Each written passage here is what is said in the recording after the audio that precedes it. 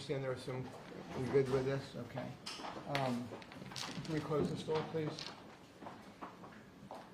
Is everybody from our team, where's Carolyn? Oh, very good. Okay. First of all, we want to pass out to you. Does everybody have a copy of the 15 pages that were filed by the Sheriff's Office yesterday? A lot of people missed it. Do you all have that?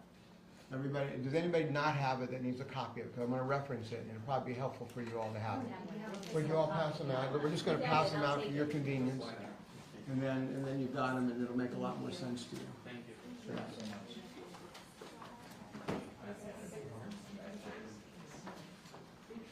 And then Sherry? Where's Sherry? Let's get Sherry in here right away. She's got the other copies, right? Who's got the copies of the Baez's criminal history? Do I have it?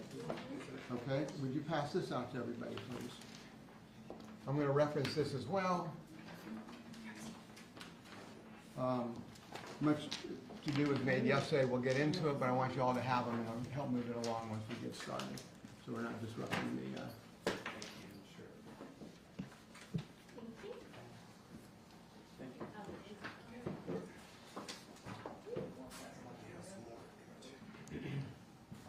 Go ahead, Moore. Thank you. Thanks, Jay.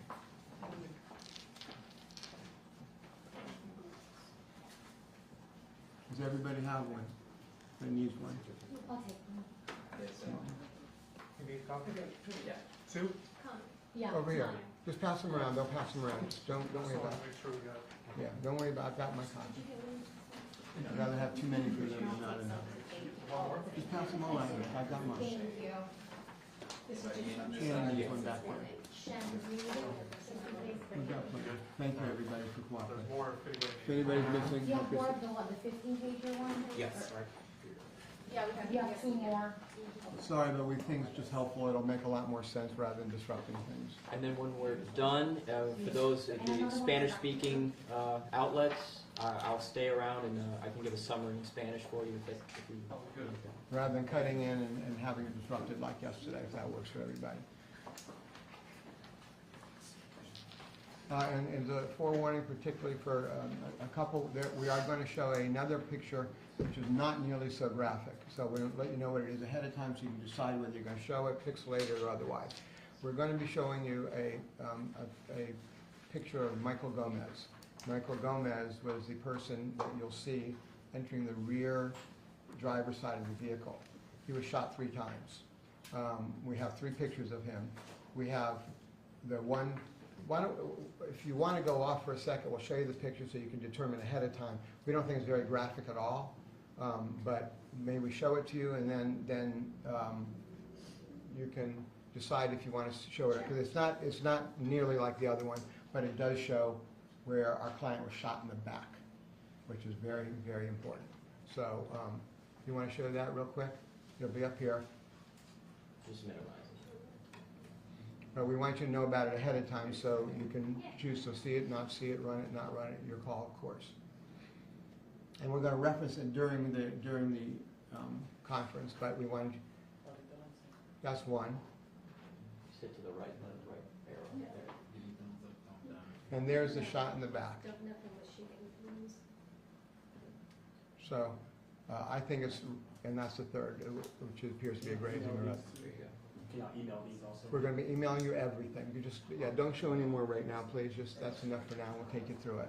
Well, we're going to do it, but just so you know, we'll let you know when we're going to show it, and then you can decide to capture it or not capture it. Anybody that wants it, we'll be happy to forward it to you. Just out of respect for your policies and your anybody's sensitivities. Okay, that's all the preliminary stuff. Sorry about that. I'm sorry. Anybody need white? And we'll get started.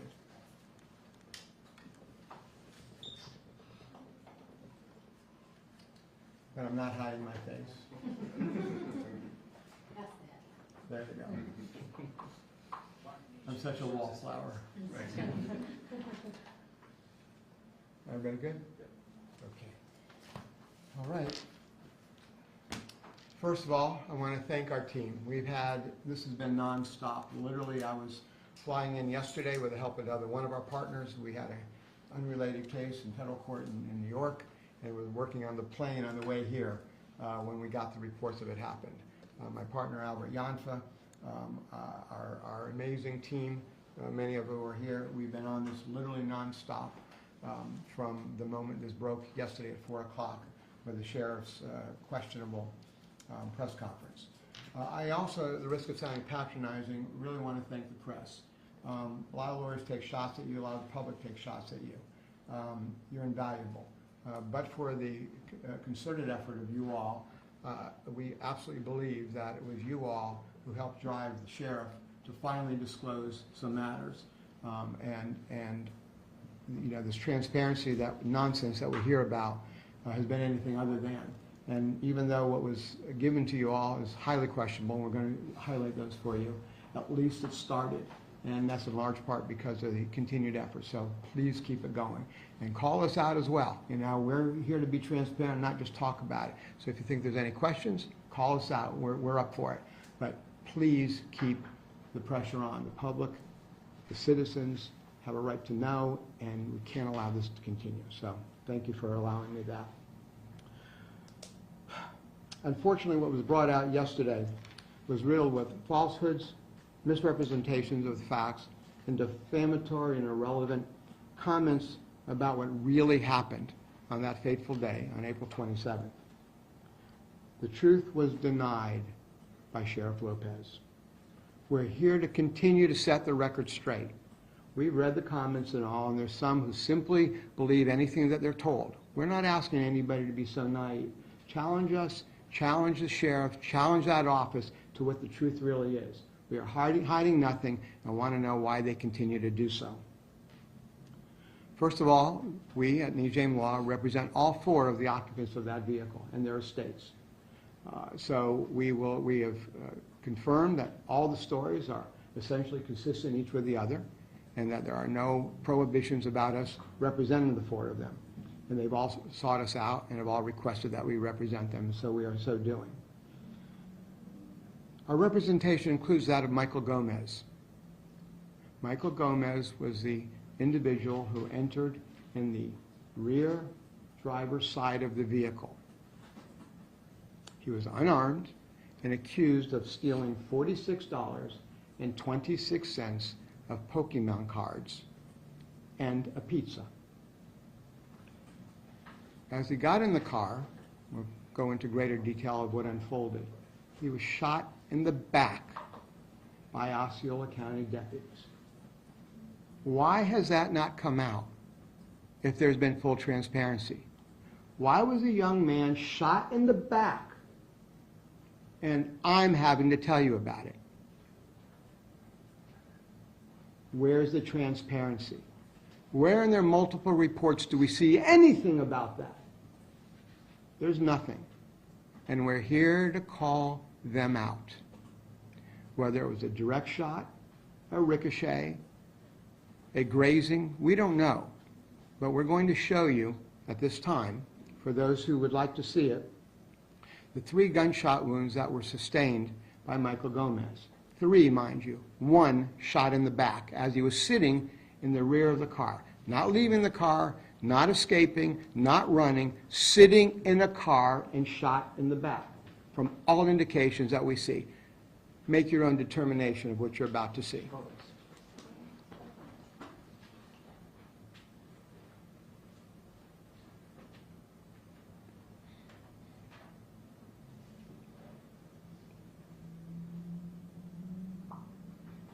This is one side shot where we don't know if that was an entry wound or an exit wound. I happen to believe it's an exit wound from the shot in the back, but this is a side shot. You can see the roundness of the bullet hole. Next picture, please. This is the shot in the back, above the scapula on the right side. And you can see the shot. He's been in the hospital. He just got out of the hospital, and he's recovering currently. And then there's a third shot, which appears to be a grazing, and that's of an arm. And so those 3 shots will take you back to the back shot. There we go. That we continue to be somewhat mystified because he was taken from there to the hospital under guard, remember, under guard by the sheriff's department for a misdemeanor. So that's what we're dealing with. Sheriff Lopez, we need some answers. This is insanity.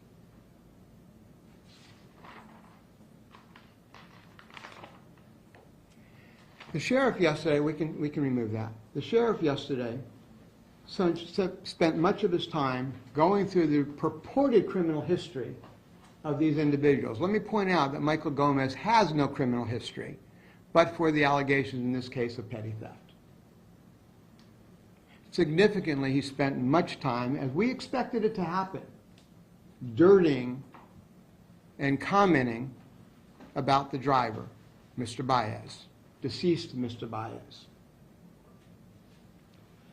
Let me share with you that these individuals were in a fishbowl. They were shooting ducks of the Osceola County Sheriff's Office. Sitting ducks, sitting in their vehicle, being riddled with multiple bullets, over $46 and change. And to listen to the sheriff yesterday, there was a gun in the car. Not one report, not one statement indicates that anybody ever saw a gun. Nobody brandished a gun. Nobody showed a gun. It happened to be in the car. It's completely irrelevant, meant to deceive the public, mislead the public, and to detract them from the facts at hand. He wanted to make much to do about Mr. Baez's criminal history. He failed to mention to you, and copies have been provided to you all, that the charges were no information. They were never even brought. You all have been provided a copy. Where's the full disclosure when he fails to mention that to you? He wanted the public to say, oh, look at what terrible people there are here. The charges were dismissed. And you've got it right there in front of you, no information. For those who don't know, no information means the information wasn't even filed. The formal charges were never even brought. Wouldn't it be nice if you had known that yesterday, before you had some of you reporting and dirtying up a dead young man?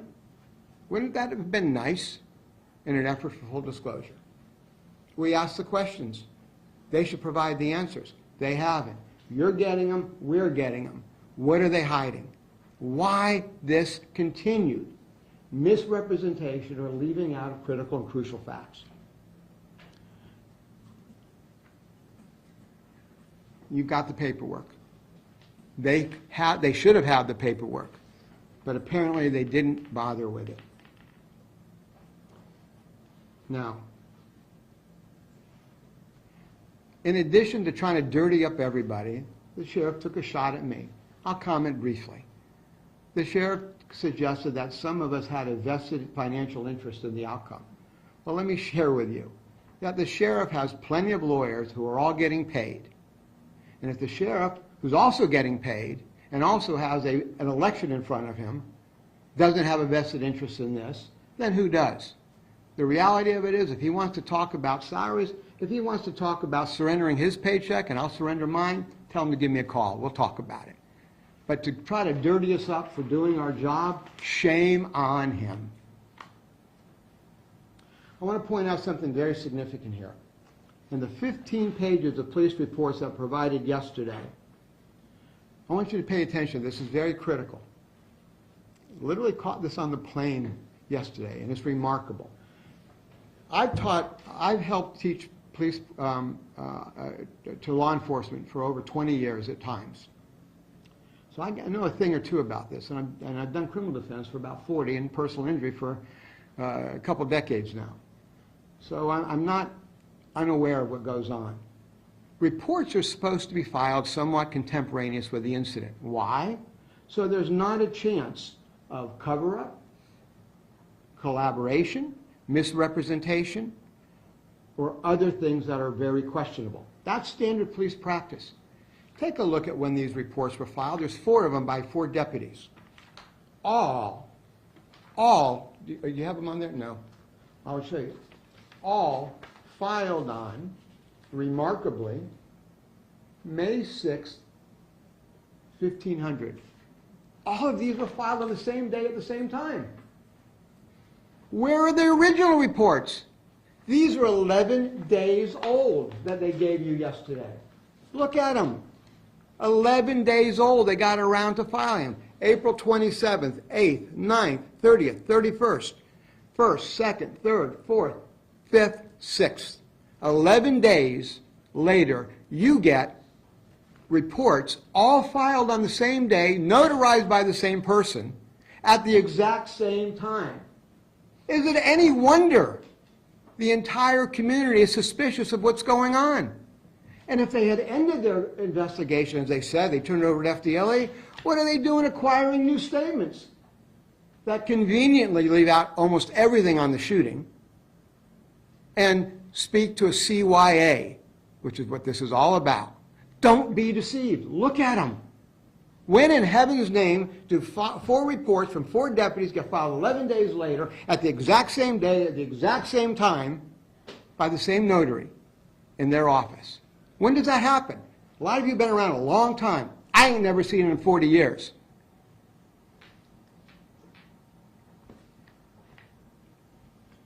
The only other report that they gave us was filed even 2 days later from the Target security person. You'll see that at the end of the package there.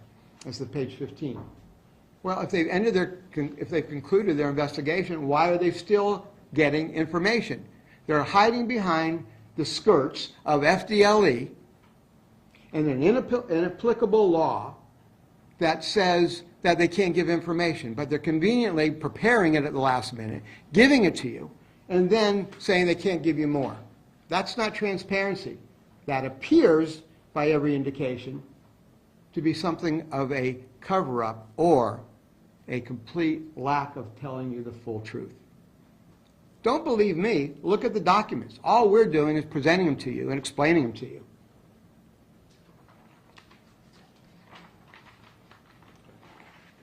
I also want you to look at paragraph 4 of the first page you've got of your reports. There's 4 points we're going to bring out here. First of all, this is presented by them. Paragraph 4. Lieutenant Griffin informed all detectives involved in the training that the scenario was concluded due to the possibility of a crime occurring at Target. So they're claiming that the tactical lessons that were going on had ended, and now they had switched hats and they moved into a criminal investigation. When have you ever seen this many cars for a petty theft? And if they knew there was a petty theft, why did they not arrest them when they exited? Why? Because they were continuing their tactical training and using these young men as live guinea pigs as part of their tactical training. Why else? Why else would they let them get in the car, which is contrary to every police procedure and practice? You don't let them get in a car and get away. If you saw the crime, you arrest them before they get in the car and create and accelerate the situation. That's what they did. They're responsible for it.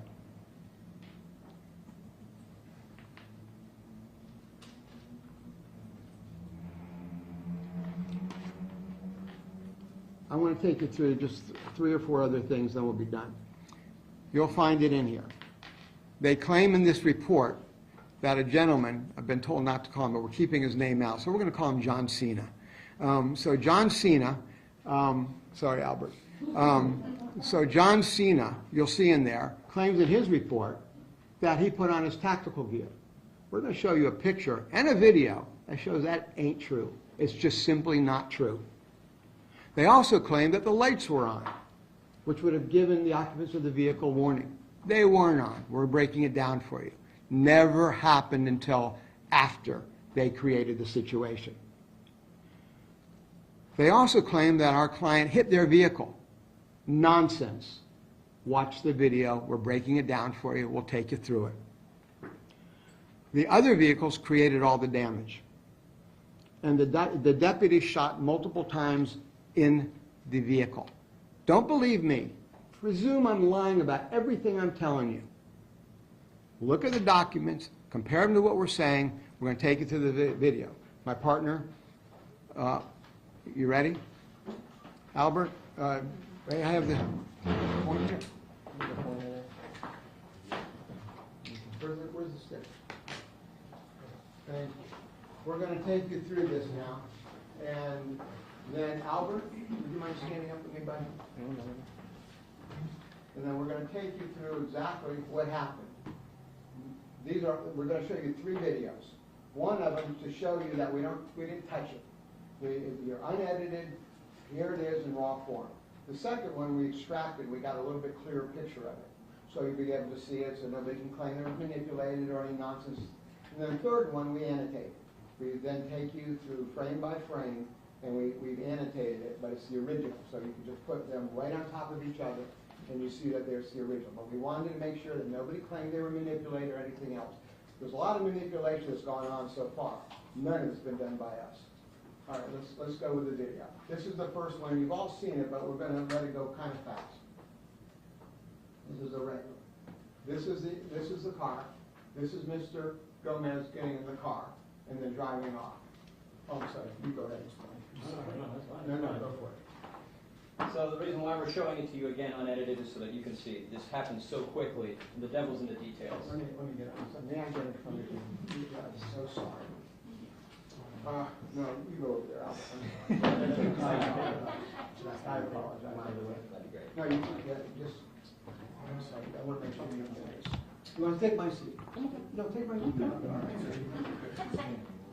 right. If you write a good story, I'll give you my seat. Thank you so much. I should probably sit there then. All right, so Albert, why don't you narrate, and I'll just point. Okay, go ahead. Okay, so we're still watching what here. This is the Well, unedited. start at the beginning again. I interrupted. I apologize. And you'll see the time starts at 6:59:50, which is when the critical time starts. So.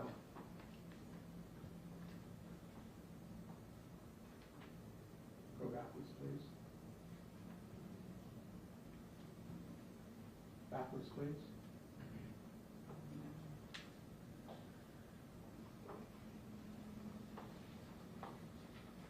You can see how fast we're all just talking about this within a relatively short period of time. Keep it going backwards, please. Okay. Go back a little bit. Just go back. Just all the way. Tell us more. Okay, just go through there. Stop there, please. All right, you're going to see what's happening. Here's. Okay. All right, we have Michael Gomez here, about to enter the vehicle. Michael Gomez is a tall young man. He's 18. Ultimately shot in the back 3 times. Okay. So you see Michael Gomez. He's got a bag in there. That bag that's what he's accused of shoplifting from Target. So you see him going in the. You can point to him. Yeah. The only point. Into the back of the vehicle. Look at the time, 7:05:53. Now, you just saw the car. You'll see it in slower motion. They were pulling out 7:05:58. 3 seconds later, right? Go ahead. Explain what happened. All right, here the police officers failed to perform a box-in maneuver. The vehicle was able to exit that way, and then a black Pathfinder, unmarked, no lights, came and T-boned the vehicle. Okay. Now, they were claiming that our clients hit the vehicle, hit the officer's vehicle, right? You all heard that yesterday. You heard that. Let's look at the truth. They should have checked it out a lot better. Go ahead and go to the second one now, please. This is where Albert extracted it and was able to get it a bit more clarified. So go to the second video, please. You can just skip a little bit. Well, it'll run itself naturally, then let it go ahead. There you go. Okay. This is just all the after effect. Now the car is over here now, so it's blocked. All right.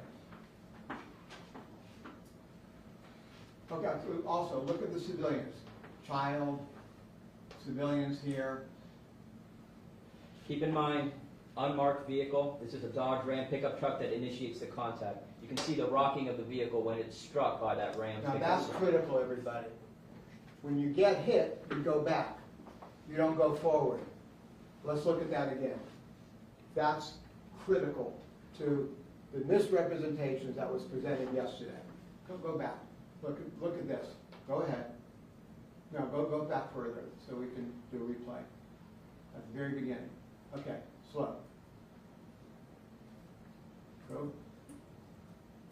You got to go back again. I'll start it again. Albert, you can explain that there, right? Go back again, please. 7:05:50.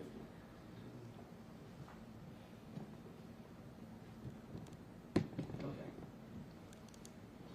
All right, keep in mind, as soon as Michael enters the vehicle, watch the impact with the Audi by this Dodge Ram pickup truck. It gets replayed here a couple times so you can see it. Okay, this is not the Audi ramming into any police officer, it's the opposite. He gets knocked back. Critical. Why? We can't hit and get knocked back. He got hit, which is takedown maneuver. It's boxing in police procedure. So that's why there was damage to their vehicle, because they hit him. He got rocketed back. Now, what's critical here? Do you see any lights on? Do you see any police lights on? Do you see any marked vehicles? Do you see anybody in tactical outfits, tactical gear, identifying themselves emblazoned as they would have you all believe? Where is it? So they get in the car. How do they know they're not being hijacked, carjacked? How do they know they're not being robbed? How do they know anything? Civilian vehicles blocking in somebody. So they go in, explain. Now that's where they claim there was damage to 4 cars. Well, keep on going. And we'll break it down in the next screen. At this point, the shooting happens. Now, please note this deputy right here in the red polo That's the shirt. one I call John Cena. He claimed that he was in fear of his life and jumped out of the way, and we'll see it again in a minute. Now, here's a little bit more clear breakdown. Now this is where we've annotated, okay? So let's stop it right there. Michael enters the vehicle. Keep going. Here comes the Dodge Ram pickup truck. Let's explain what these circles are.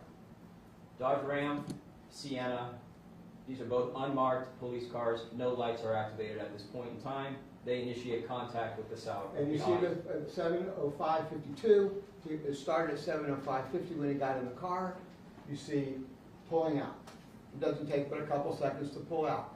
They were pulling out naturally, and then what ended up happening? Continue. Neither vehicle has flashing lights or identifying features. No individuals are seen there with any type of tactical gear, as their reports all said, or many said, happened. Didn't happen. There you go. We'll keep on going. Explain that. Go ahead. Quick, please. So, again, note the jolt of the vehicle. You see how it gets knocked back, everybody? Can you see the movement? That's when he got struck. All right, now at this point in time, the vehicle pulls forward. There's an opening there between these 2 police officers' vehicles, these deputies' vehicles. Now, also, remember, no lights on yet.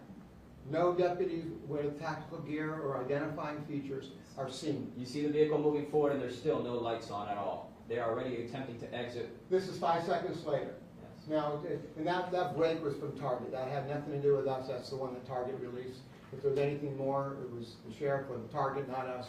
That's how we got it. That's how you all got it. Now, as the Pathfinder comes and T-bones them in, they're completely boxed in, nowhere to go. Officers exit the vehicle and begin opening fire. Again, no firearms presented, no shots fired at them, no threat. At this point in time, you'll see the officer in the red polo pull out. We have his police report, his report, that his statement that he gave, saying that he had on a tactical vest with white letters on black. You ready? Hit play.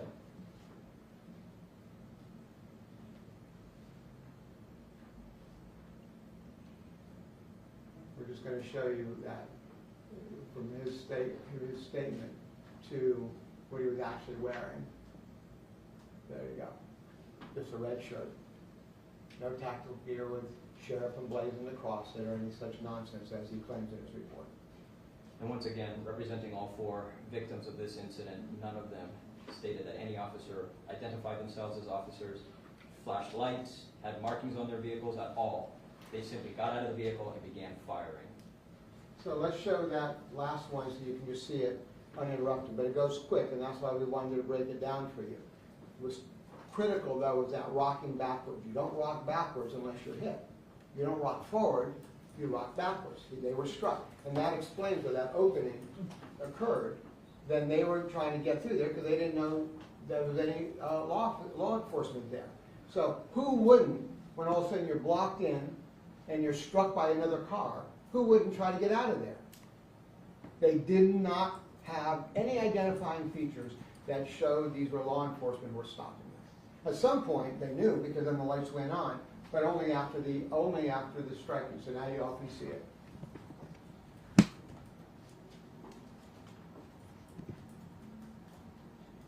Civilians walking around. Gomez gets in a car. They box him in. And then show where the lights finally came on. There they go. After the fact. Not before the fact, as was misrepresented. Nobody was identified as a deputy, as was misrepresented. No tactical gear was on. Why were their body cams not on if they had time to go ahead and deal with Target, inform Target, Target was in communication with them, put together the rest of their tactical gear, coordinate this with all these other deputies around, but they didn't have time, the few seconds it took to go ahead and strap on their body cam. And if they were in fact going to do an investigation, proper wear is put on your body cam. So either they were doing tactical, which endangered and killed and maimed, or you can't have it both ways. They're either lying then or they're lying now, but it ain't both. That's it. So we'll answer questions. While you're Why don't you there, say it there, Albert? Sorry, come on. at which point do you believe exactly that shooting took place? We know Based on it's the only time. within a few seconds, and it's behind when they're in the trees. You can go back if you play it again. But we don't want to speculate. We'll give you the best we have. We're going to tell the truth, and you know, but unfortunately those trees cover it. But you can see it lasts within seconds. And they got in the car. There's the vehicle moving in to block, right? Opening in there. Nothing identified, and it wasn't until after that the lights came on. And in fact, the light was on behind them, but that's another, you can see the lights on now. But it wasn't until, what, 7:05:59? I can't see that. Is that even a light on? Keep on going.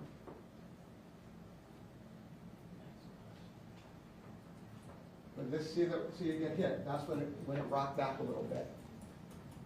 And then it moved forward.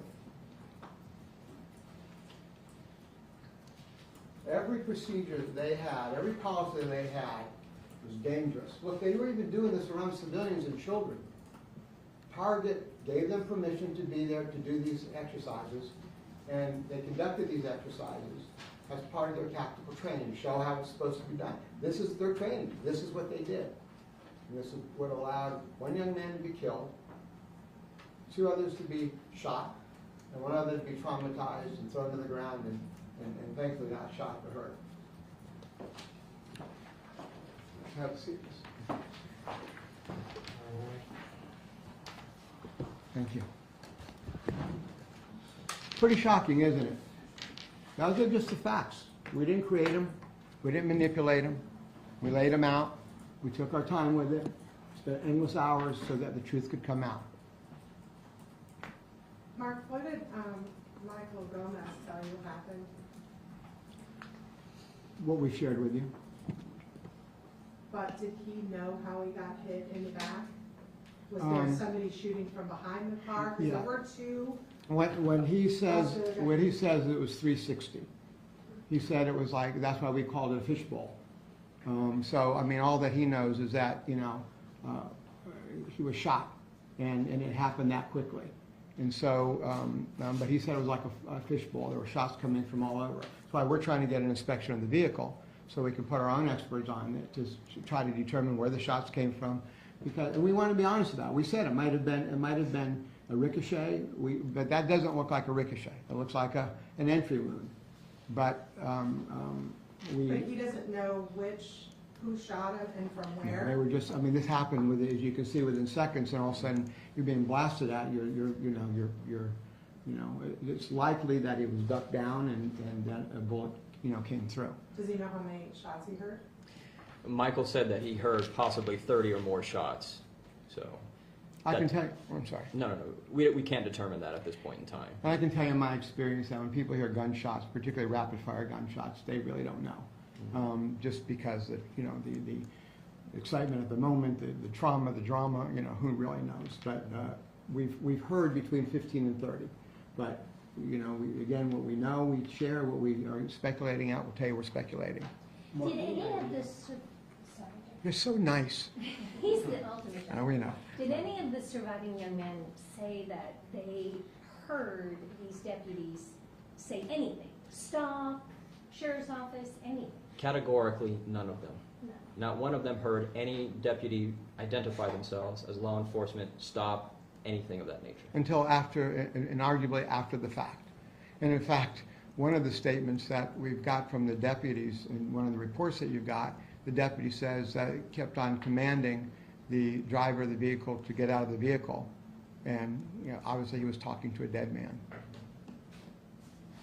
Mark, speaking of that dead man, Jaden, dumb question, but No such thing. Do we know what his mindset was? Perhaps was he scared? Is that I will tell you that from what we are gleaning, that at some point when the shooting and the lights went on, he then knew it was the police. But by then it was too late. And I'm trying to get a better understanding of when the lights were turned on. That branch is hiding the video a little bit. No. But do we know? No, they were not hiding the video. You can see, if you'll play it again, please. It was about 5 seconds into it after they'd already started exiting. Respectfully, you'll see it. We've had to go through this, as you can imagine, endless times.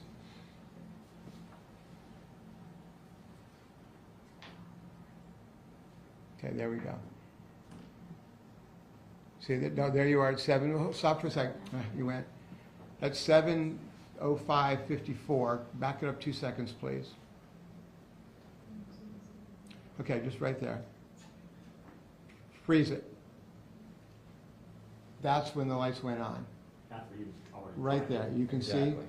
You can see 7:05:55. 5 seconds later. After he was already driving. And already going through the after. Keep on going now, please. See, they'd already hit him. He'd already rocked back. Opening was there. No identifying features. No lights. No uniformed deputies. No marked vehicles. Just civilian cars smashing into another one, and then multiple cars smashing into him, and then him trying to get out. And that's logical with the pictures that you saw, where you see a scraping on one side, you see a front vehicle dented on one side. This is what's logical. That's what happened. Not this fairy tale that was created by the sheriff's office. Do we have an update on Joseph Lowe and how he's doing? They're both improving. Out of the hospital at this point, or Still in the hospital. still in the Yeah. hospital? Lowe. Low is, yes. Yeah, okay. Did Gomez talk about what happened? It was a few seconds, but about what happened inside the car. If they told each other this is happening, go ahead and... Yeah, at some point, and we'll get into that. We will get into that at a later time because we do want to make him available for you. But we want it to be really from him. We wanted to show you the wounds and all that. But yes, at some point, when it was too late, there was an awareness of that, you know, once the lights go on and you see that, you know, people are rushing. But if you take a look, nobody knew until after all the havoc that was caused by the sheriff's office started. Mark, it's a little bit difficult for us because the sheriff said some things yesterday that then when you look in the report is a little bit different. Like, were all the lights on? Everyone had lights on? Everyone had vests on? Then in here it says some of the lights, and now the video shows that immediately there were no lights. So we're taking kind of a beating saying that, you know, we're being too hard, we're asking too many questions, the fact's not right, or whatever. We don't know how to get right now whose story is right, because the boy's story, the video, the sheriff, the paperwork, all different. So Well, how do we determine a who's... picture's worth 1,000 words. The fact of the matter is the sheriff said one thing that's inconsistent with what the video shows. It was clear that they hit, which is part of the blocking technique, and that is to hit another car and to block them in so they don't leave an escape route. But what they did is in this tactical training, they were a mess. There was one, this policy was horrific, They were doing it amidst civilians with the consent apparently of Target. And then they went ahead and hit the car. You saw the minor rocking, and that's what's supposed to happen. You know, we've checked with law enforcement. The standard procedure is that when you're trying to block somebody in, what you do is you go up to them and you hit them. You don't slam them where you destroy the car, but you hit them so there's no space to move. And then if you're coming from the back, then the other one blocks them in. So that's what happened here. They try to block them in, but apparently, and then you saw the rocking, which would indicate, you know, a impact, which is consistent with what we heard from the young men that they were hit, and then not knowing who hit them, but seeing now other cars coming their way, it looked like it could have been, you know, a carjacking, a robbery, who knows what. You know, so who wouldn't, when all of a sudden that's happening to them, try to get through that hole. And when they did, these deputies completely overreacted to the situation. You don't see anybody in danger. If in fact the car was blocked in, how would they get away? How were they in danger? They never identified themselves. So it's insanity to suggest that these young men did anything wrong. Who created and accelerated the situation was the deputies through their, you know, horrific policy and the way that they handled the situation. Did it cut your attention that on these, maybe I'm wrong, but based on what I was able to read, it goes from one point of the story to, and then it jumps to when the car was immobilized. Oh So yeah, it you mean the doesn't whole talk thing where they about- left out the shooting? Yeah, Yeah. of course we did. I mean, there's a million things in here. We try to keep this rather tight for this because there's so many discrepancies in this thing. But yeah, that's exactly, and that's what's suspicious. Look at the dates here. When in heaven's name do you ever have all these reports done on the same day, at the same time? And here's what's significant. Date of statement 5/6/22/1500. So all these deputies gave their statement at the same time, at the same day, 11 days later, and they all suspiciously left out the information about the shooting. Does that not suggest collaboration? Does that not put a serious question mark and concern over the truth and the public's right to know, and these victims and their families' right to know what happened? It's obviously collaborative, each with the other. So, and the misrepresentations are replete. So we of course are aware of that. But where are the original ones? You don't file on a case like this 11 days later, all the same day, on the same hour. Where are the originals that weren't provided to you, that everybody, in my opinion, was misled to believe that these were the reports? 11 days later, there's no other reports. 11 days later, same notary. 11 days later, exactly at 5:00 p.m. Mark, did you know if your client Jaden was killed instantly? Because when you look at the video, it looks like he's laying in the parking lot for a bit before what appears to be CPR. It's hard to tell, but is there any indication that he? We understand that he passed away shortly thereafter. We also are aware, from what we see, is that there was a failure to render humanitarian aid at the time. You can see the way that they were treated. One person was thrown on the ground and all. From what we understand, that's what happened. We do not have specific knowledge of that, so we don't want to make any accusations that may in fact be inaccurate, particularly when it has to do with a young man's life, a young person's life, excuse me. But from what we understand is there was a failure to render aid for a significant amount of time. Whether that would have made a difference or not, we don't have the information to suggest one way or another. We understand there was a minor in the car. How old were they? They were all adults, 18 years old or older. Okay. Sorry, Ian, actually one of them is 17. Oh, I'm sorry, you're right. Ian is our most recent client, who was the one who was not shot. I apologize for that. Okay. You said he was not shot? He was not. He's 17 years old. And he's the one you see laying out outside there on the grass. He's the blonde. I apologize, you're right. It's hard to ask a lot more questions once you see this. I mean, I just, it is what it is, you know, and no manipulation, just facts. And they completely refute what the sheriff said. What is the next step? Very good question. We're going to keep digging. We want to know what happened. We've dug up a lot of this. We are digging up information every day. Information is unfolding. We are finding out that there are other issues going on with the policies of that department, which dovetail into this, and so we're uncovering them. We want Michael to be able to make a statement to you all, but he is still recovering, and we want to really get the truth out to the public. If this type of policy is what exists and it endangers, I mean, look at what happened here. Imagine those bullets flying and any of those civilians you saw walking around.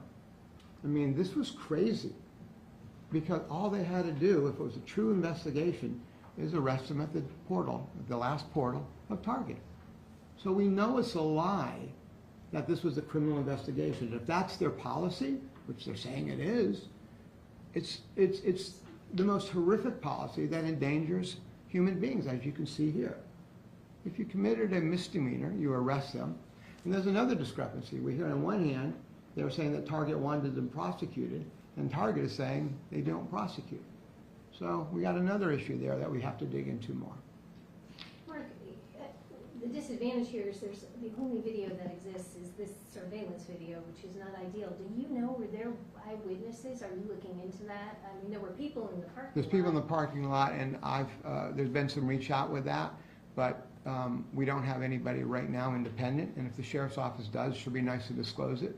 But we do know that, and I have to say, most respectfully, Amanda, I do think that this is a good video, because it shows where the impact that it occurred from the deputy.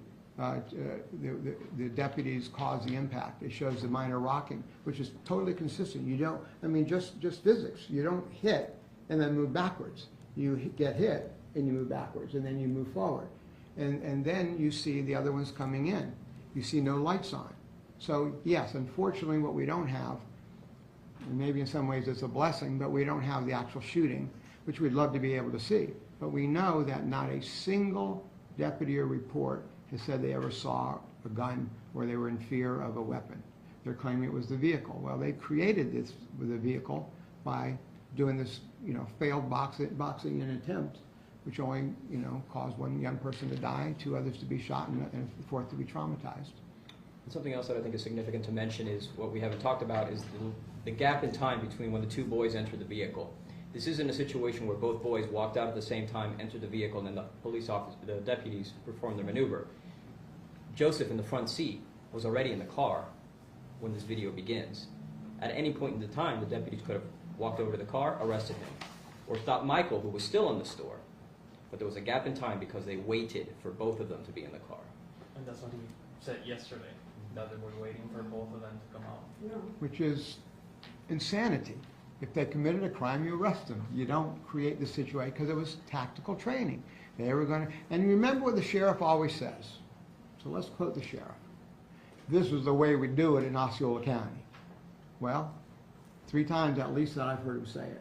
So if this is the way they do it in Osceola County, it's pretty damn scary. So was the gun, where was the gun? That had nothing to do with this. We've heard 3 stories. It was under a seat. We've heard that it was in a lap. We heard it fell out of the car. So it had nothing to do with it. Don't buy into that nonsense. It's like saying there was a pastrami sandwich in the car. What did it have to do with anything other than to mislead you and get you to ask me that question? Well, I'm asking because yesterday they said it just fell out of the car. So what? What did it have to do with anything? None of the officers saw it. None of them knew who they were. If they were convicted of mass murder, the deputies didn't know who they were or what they did. They didn't know who they were. Oh, we forgot one important thing. This obscured tag nonsense. The obscured tag was a temporary paper tag. Well, let's go real quick. It is blurry. I wish, Amanda, we did have it better in light of your question about the quality. But remember, he's trying to make it seem like there was some major probable cause. They didn't need probable cause. Why? They said that they saw them steal the items. So there's no reason for any suspicion. But yet you have 2 young Hispanic males walking in with a hoodie. Sounds familiar, doesn't it? and they are all set. But look, you don't see anything obscured. We can't make out the numbers, we concede that, but that's a paper tag, and it looks to be just, in uniform, there's a number there. But to say there was an obscured tag, and then one of the reports later says it was a temporary paper tag, which is legal. Nobody said it was an illegal tag, not a stolen vehicle or anything else. So, I happened to be wearing yesterday a mask and a hoodie as I was traveling. I didn't get stopped. Some of you in this room might be if you were wearing what I was wearing. But that's significant. Where is the obstructed tag? Let's take a look at it. Let's open up the vehicle for inspection, which we're trying to do. And if it was a paper temporary tag with no indication that it was a stolen vehicle or anything, because you would have surely heard about it, it wasn't. Just a tag on a car with two youths of color wearing a hoodie, a mask, during a COVID mask during a pandemic, and that was it.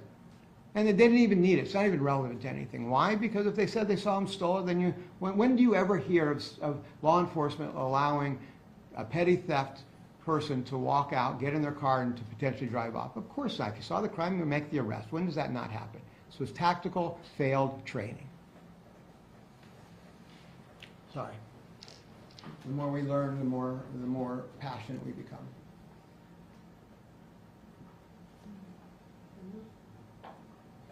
Well, I'm glad we answered all your questions. Can we do the car in Spanish?